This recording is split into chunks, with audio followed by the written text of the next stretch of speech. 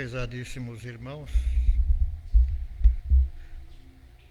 vamos iniciar nossa reunião pública no Centro Espírita Dr. Bezerra de Menezes, na cidade de Santo André, São Paulo.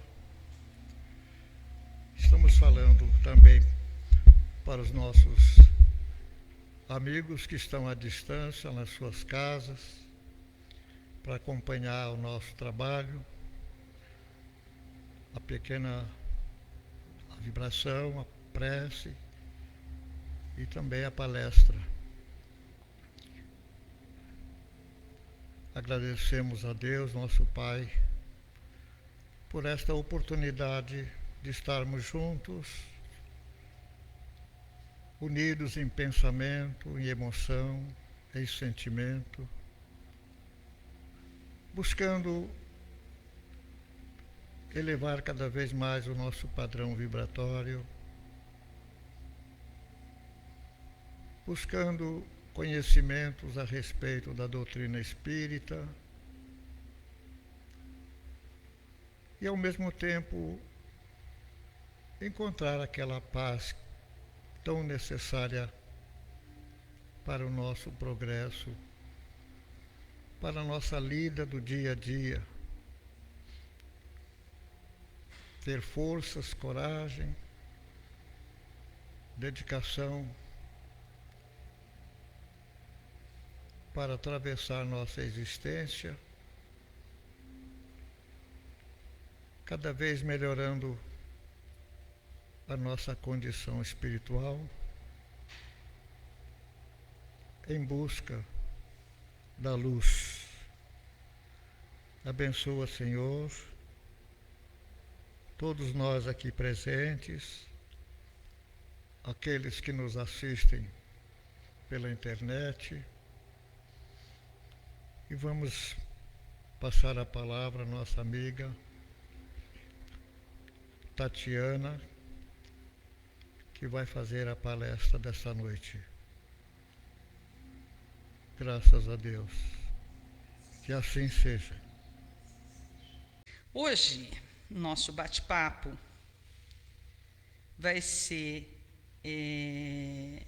mais uma vez, uma palestra baseada no texto Ante a Luz da Verdade, que está no livro Fonte Viva, do Emmanuel, psicografado por Chico Xavier. E Emmanuel sempre começa com uma passagem evangélica e depois disserta sobre essa passagem evangélica. E a de hoje é uma que nós escutamos muito, a gente já ouviu muitas vezes, a gente já sabe ela meio que decore e salteado, que é: conhecereis a verdade e a verdade vos libertará. E dá muito pano para manga esse bate-papo, dá muita conversa. Carlos Pastorino, no livro Sabedoria do Evangelho, fez uma análise dessa passagem. Ele sempre dá uma boa destrinchada em todos os textos evangélicos, assim, com uma explicação detalhada, inclusive na forma de tradução do texto. Para quem nunca viu Carlos Pastorino, vale a pena esse livro, Sabedoria do Evangelho, ele é bem detalhado. E aí ele diz, então, que Jesus, nessa passagem, no texto todo, ele convoca os discípulos a realizarem os seus ensinos, para chegarem ao que ele chama de gnose da verdade, numa explicação dele, que seria a unificação permanente com Deus. Tá? Então, é chegar a um nível geral, tão grande da verdade, que faríamos essa conexão de forma natural. Tá?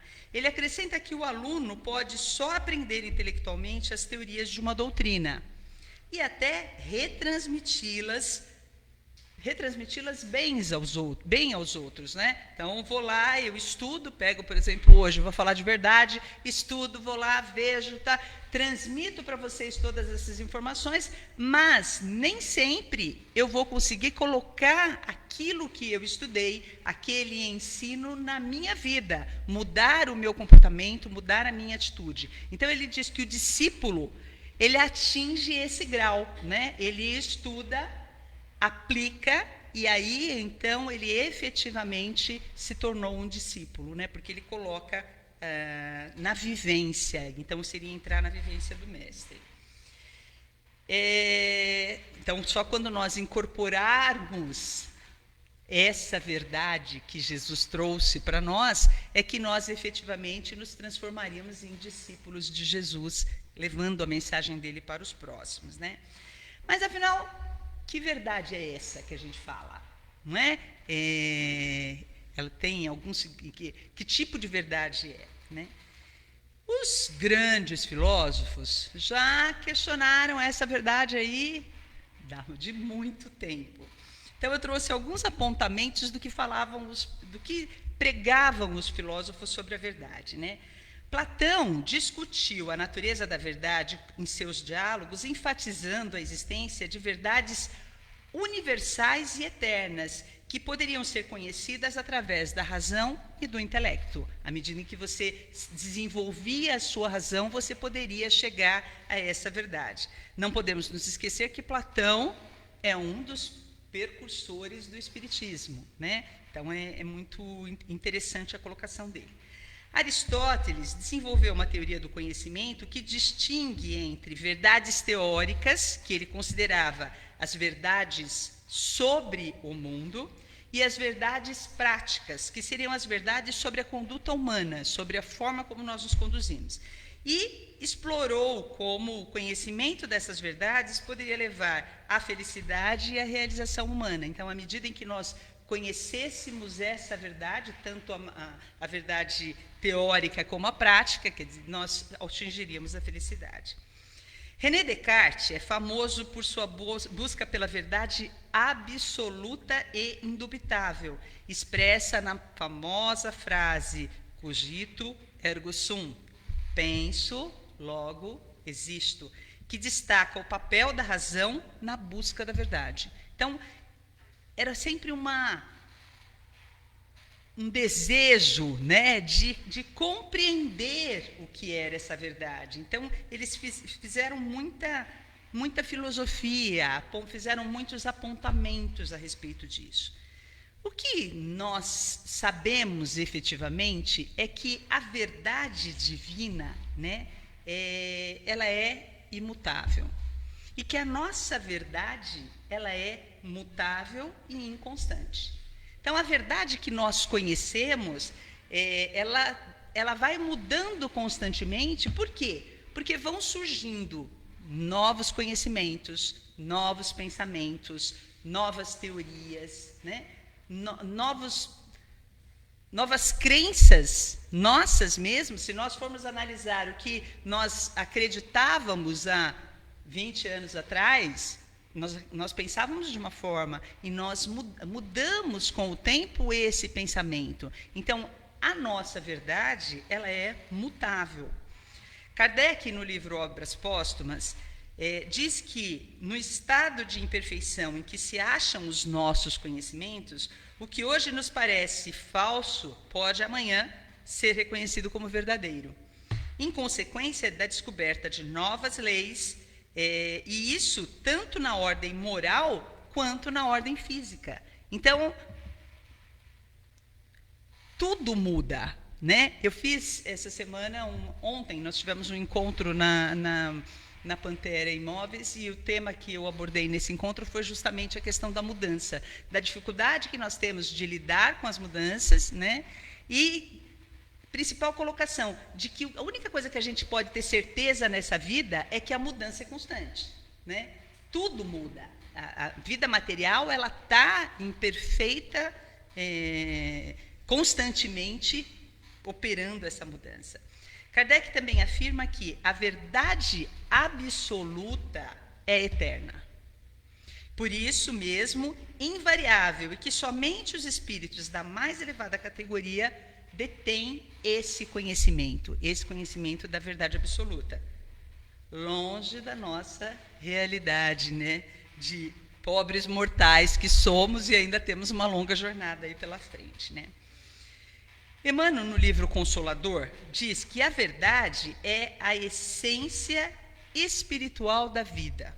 Cada homem ou cada grupo de criaturas possui o seu quinhão de verdades relativas, com a qual se alimentam as almas nos vários planos evolutivos. E aí eu grifei verdades relativas para que a gente possa compreender muito claramente essa diferença. Verdade absoluta e verdade relativa. A verdade que nós conhecemos, que é essa mutável, que faz parte do nosso dia a dia, ela é relativa. Relativa ao contato que nós temos com essa verdade. Tá?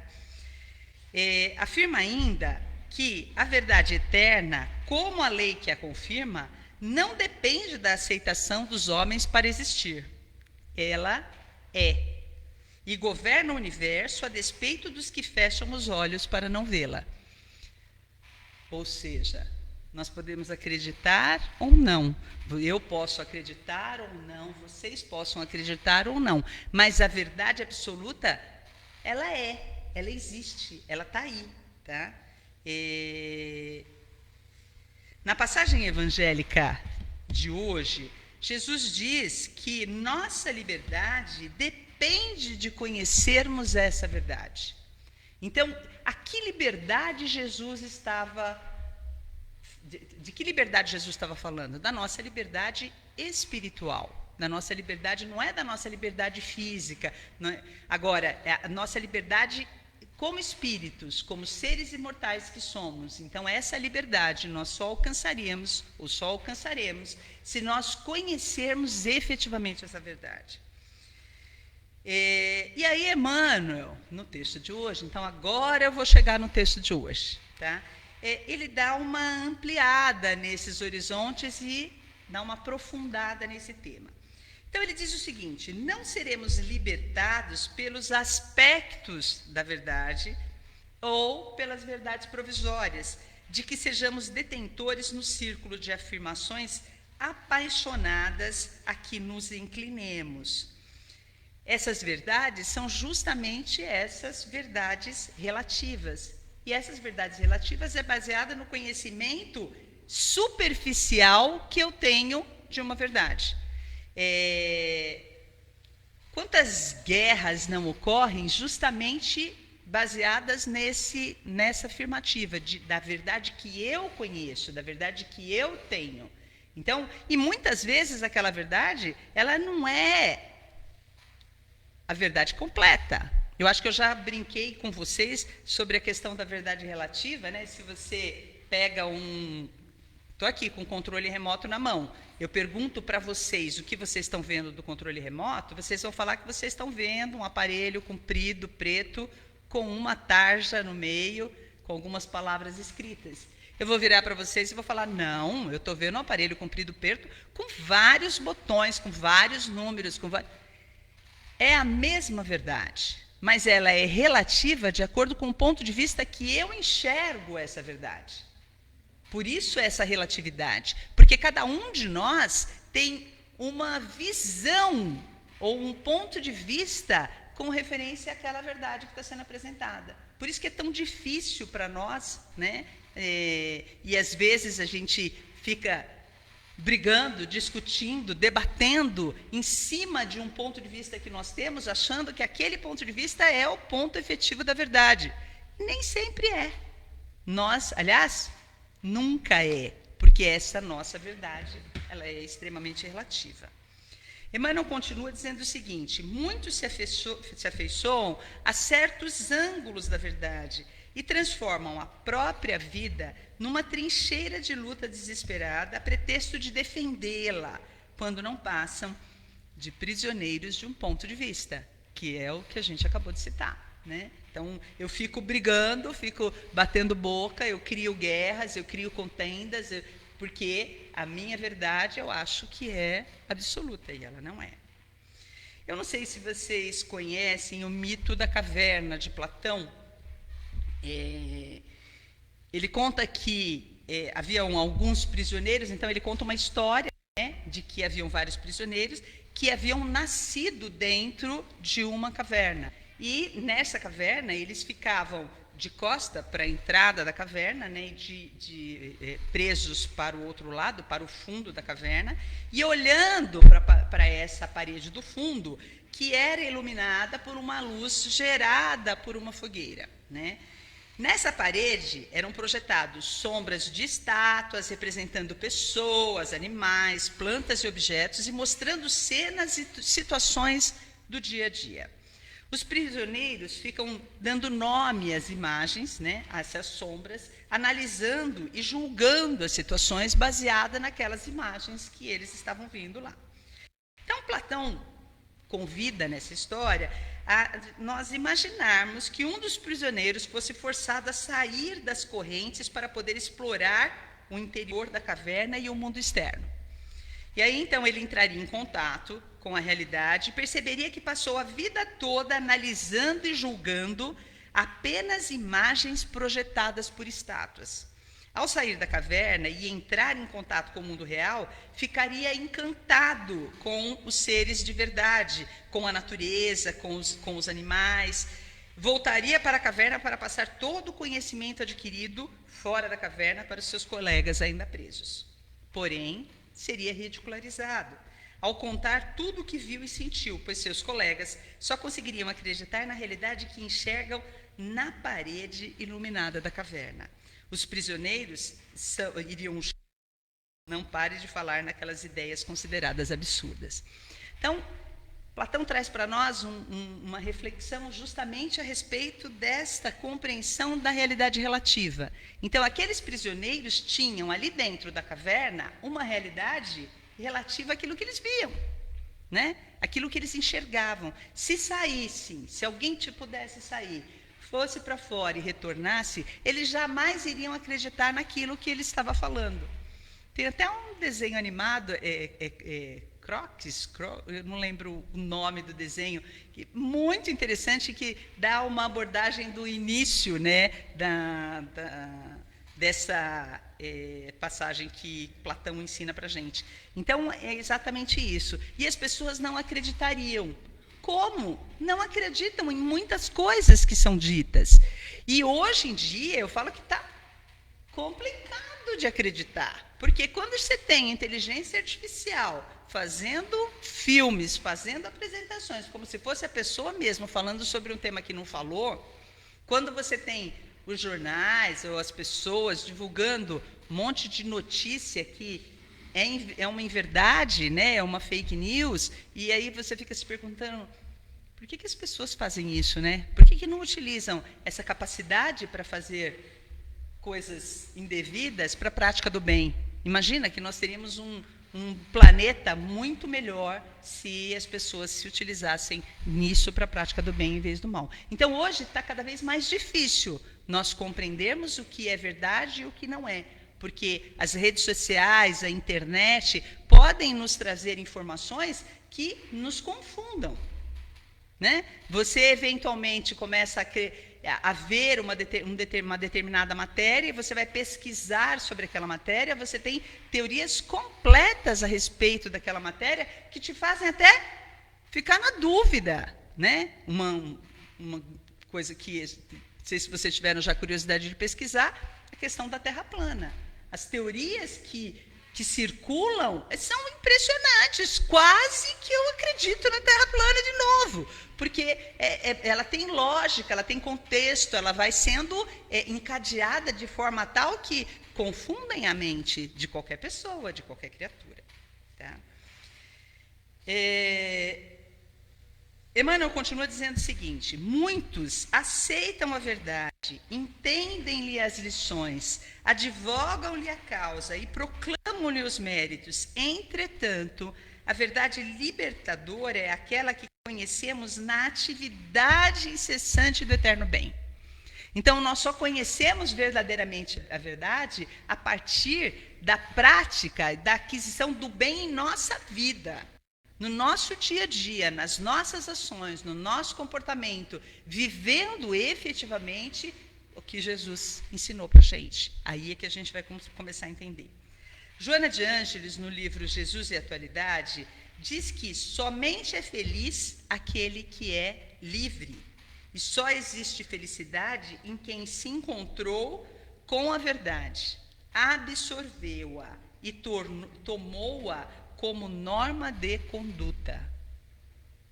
Vou repetir. Só existe felicidade em quem se encontrou com a verdade. Ela passou e eu falei, não, já cruzei com ela e eu já sei o que ela quer falar. Absorveu-a e tornou-a como norma de conduta, mudando a nossa conduta diante da vida. É quando nós passamos a mudar a nossa atitude no nosso dia a dia, na nossa vida como um todo. Tá? Então, é preciso que mude a conduta. Emmanuel continua no texto dizendo o seguinte: penetrar essa verdade, é compreender as obrigações que nos competem. Discerni-la é renovar o próprio entendimento e converter a existência num campo de responsabilidade para com o melhor. Conhecer, portanto, a verdade é perceber o sentido da vida. É perceber o sentido da vida, e perceber o sentido da vida é crescer em serviço e burilamento constante. Então, Emmanuel nos convida a trabalharmos essa verdade que a gente tem a oportunidade de conhecer a partir dos ensinamentos de Jesus. Ele nos trouxe a verdade, não é? Eu sou o caminho, a verdade e a vida. Então, a verdade veio através dos ensinamentos de Jesus. E aí, a partir do momento em que eu começo a aplicar esses ensinamentos, a colocar em prática esses ensinamentos, é onde eu consigo alcançar essa liberdade, que é a liberdade espiritual que a gente fala. Né? Eu pedi para o chat GPT, eu adoro brincar com ele quando eu vou preparar a palestra, né, para falar o que Kardec falou sobre esse tema. E a resposta, ela acrescentou mais algumas coisas, alguns pontos de vista, mas o essencial foi isso. Ela enfatizou que Allan Kardec enfatizou em suas obras a importância do conhecimento verdadeiro, baseado na razão e na observação, como meio de alcançar o entendimento espiritual e moral.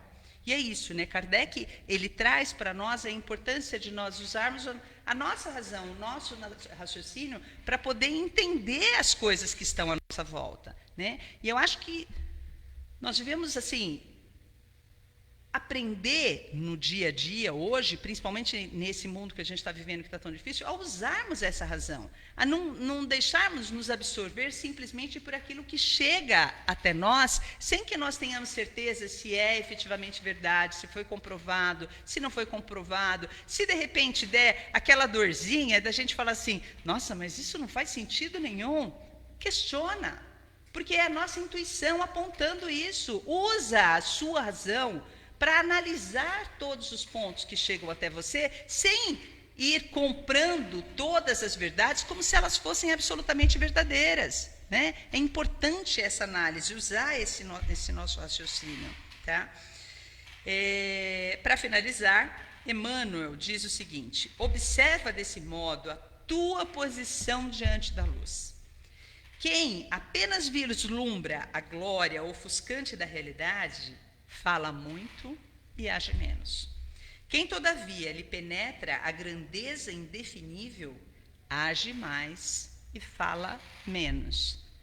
Como eu falo, até pelos cotovelos, eu acho que eu ainda estou nessa... E aí, para a nossa reflexão, eu acho que é importante nós sairmos daqui pensando o seguinte: nós estamos falando mais que a gente? Qual tem sido o nosso comportamento diante da vida? Aquilo que a gente tem aprendido, aquilo que a gente tem vivenciado. A gente está naquela teoria do faça o que eu falo e não o que eu faço? Eu falo que a gente não pode esquecer que é pelo exemplo que a gente auxilia aqueles que estão à nossa volta. Então, se nós aprendermos, é necessário que a gente coloque em prática, que a gente coloque em ação, para que esse exemplo possa chegar àqueles que estão à nossa volta e que possa modificar a vida dessas pessoas também, para que a gente possa efetivamente seguir adiante. Um outro questionamento: nós temos nos esforçado para pelo menos chegar perto dessa verdade espiritual? O que nós temos feito para chegar perto dessa verdade? Qual tem sido o nosso trajeto de estudo, de verificação, de aprendizado? Qual que tem sido a nossa trajetória?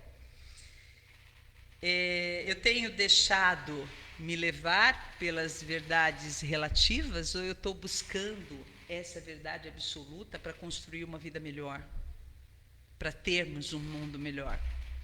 Eu acho que esses são questionamentos que a gente tem que levar para casa e parar para pensar sobre isso. Pensar sobre a verdade e aí compreender essa questão da verdade absoluta e da verdade relativa, que é essa que nós temos na materialidade da nossa vida, é algo que talvez nos faça compreender um pouquinho mais e eventualmente mudar um comportamento.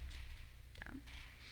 Vamos à nossa prece. Prezados irmãs e irmãos, este é um momento em que buscamos a companhia dos nossos amigos, os espíritos enviados para nosso trabalho desta noite, a equipe do Dr. Bezerra de Menezes, buscando nessa comunhão atender as nossas necessidades no sentido de encontrarmos a paz, o conhecimento, a verdade,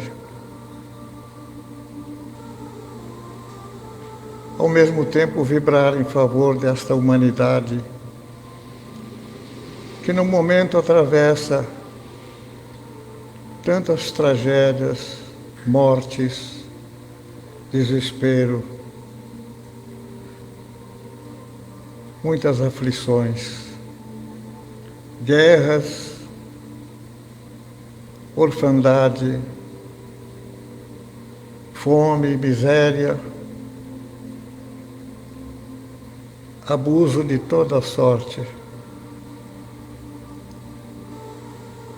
E neste panorama encontramos a pátria do Evangelho, o país que está preservado com a missão não só de restaurar, mas de levar a mensagem do Cristo, que é puro amor, exatamente oposto àquilo que está ocorrendo na Terra.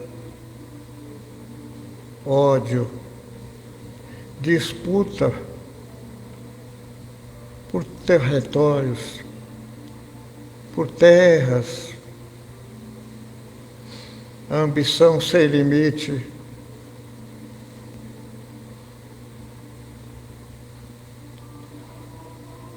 Então, nosso Pai, com certeza, tem um destino para a humanidade. Mas o nosso livre-arbítrio nem sempre ouve a voz do Pai, através dos seus profetas, dos homens de gênio, através da sabedoria. E o materialismo impera, o consumismo impera, e todas as banalidades são a preferência do público, da maioria, que não atende o conhecimento do ensinamento deixado pelo Mestre. A busca da paz, da harmonia. Quantos lares em conflito, em litígio, em desarmonia, separações, vingança, ódio. Tudo isso já deveríamos ter superado 2000 anos depois da vinda do Mestre.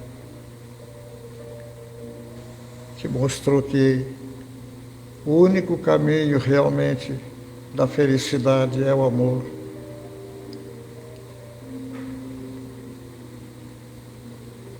Somente o amor por todas as coisas, por todos os seres da criação, é que realmente pode restaurar a verdade, trazer a paz tão necessária para a nossa vida. Rogamos, pois, a misericórdia divina, piedade para com os criminosos, para com aqueles que ainda estão nas trevas, que ainda não conheceram a mensagem do Cristo Redentor.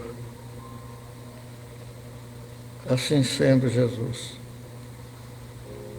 pedimos bênçãos para a nossa família, nossos lares, e em todos esses lugares onde há sofrimento, a nossa pequenina vibração de amor, a nossa pequenina luz, enviamos de coração para todas essas situações dolorosas que estamos vivendo. Que a nossa noite seja de paz, o sono reparador, e, se possível, durante o sono, enquanto o corpo repousa, possamos participar de algum trabalho útil, ou de alguma aula, de alguma forma de contato com a espiritualidade maior, uma vez que estamos livres, fora do corpo, e podemos contar com essa ajuda dos amigos espirituais. Assim sendo, agradecemos também tudo aquilo que recebemos, tudo aquilo que a vida nos tem doado, e principalmente pelo conhecimento, por essas informações preciosas, que é um verdadeiro tesouro para o nosso futuro espiritual. Assim sendo, em nome de Deus, nosso Pai, do nosso Mestre Jesus, do nosso mentor, Dr. Bezerra de Menezes e sua equipe, pedimos permissão para encerrar a nossa palestra, a nossa reunião desta noite. Que assim seja.